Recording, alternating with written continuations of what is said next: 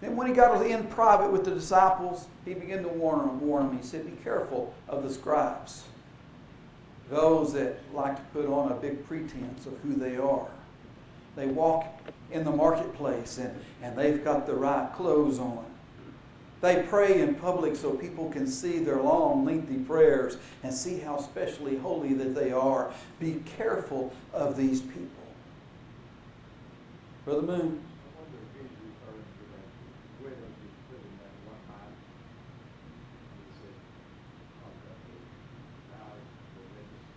Absolutely, he did.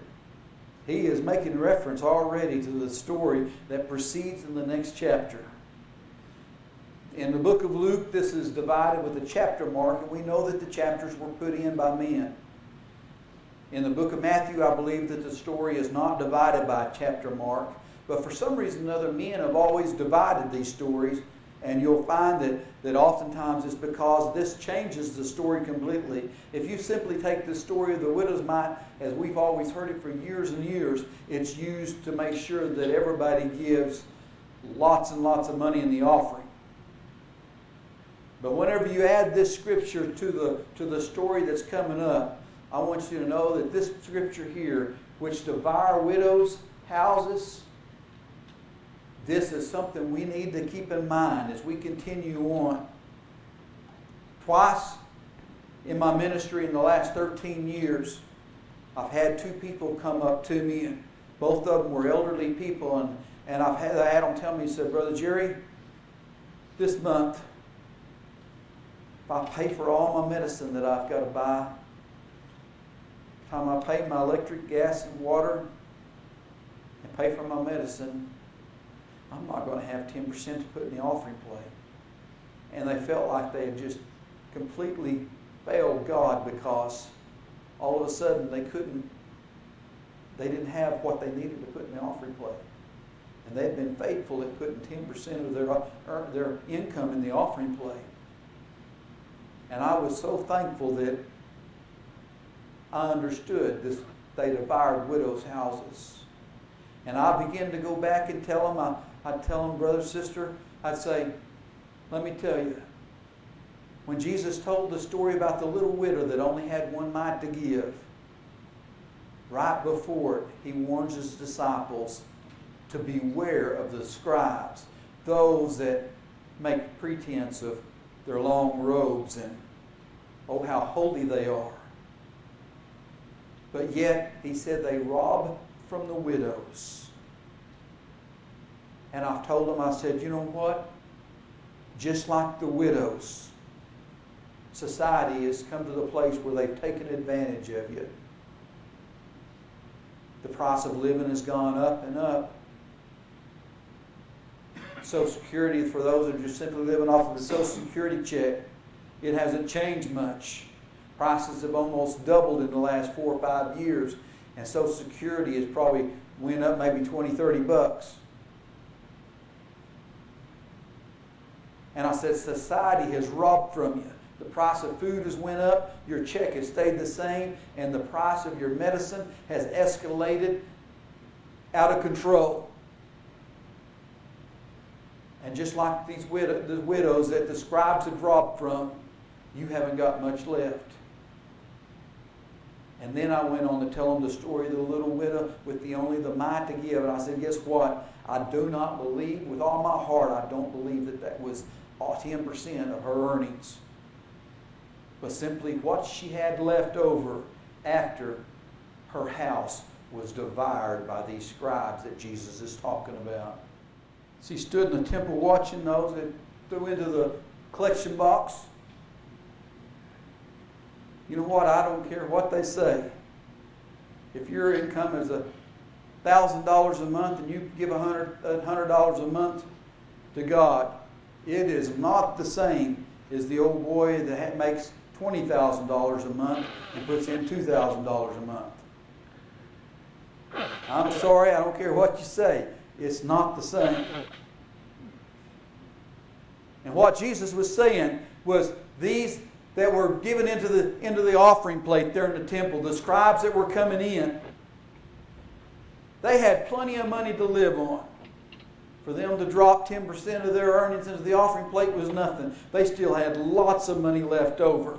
It was out of their abundance, way above what they had to have to live on.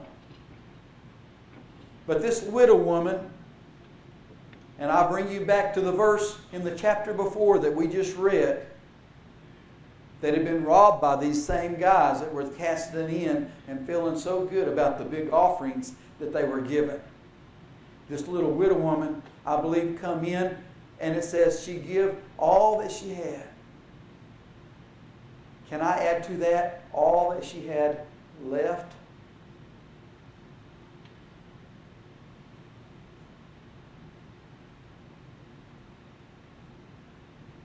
After they had took advantage of her, and if she was renting a home, they charged her too much for rent. When she went to the marketplace to buy food, they charged her too much, and they cheated her whenever she paid for our groceries.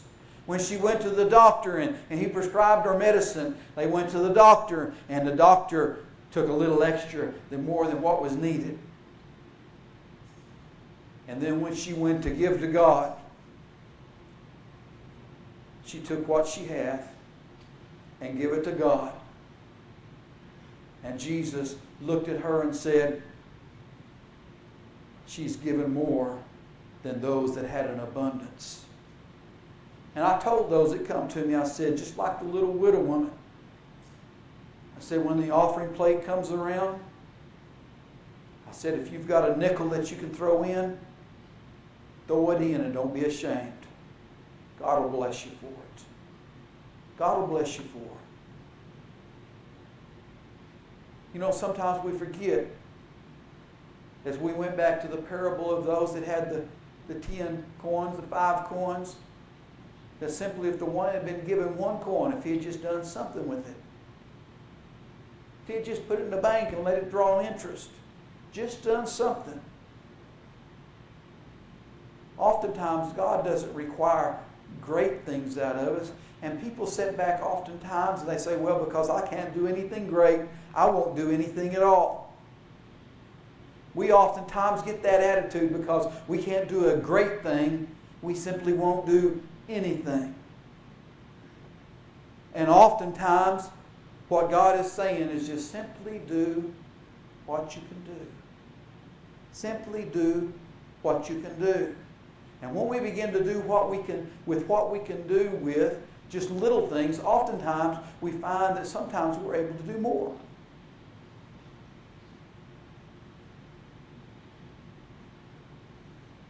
When they sent men to the moon, it didn't start out by building a great big rocket ship and a couple of men climbing up into it and push the button. But somewhere along the line, some engineers had to begin to draw up blueprints.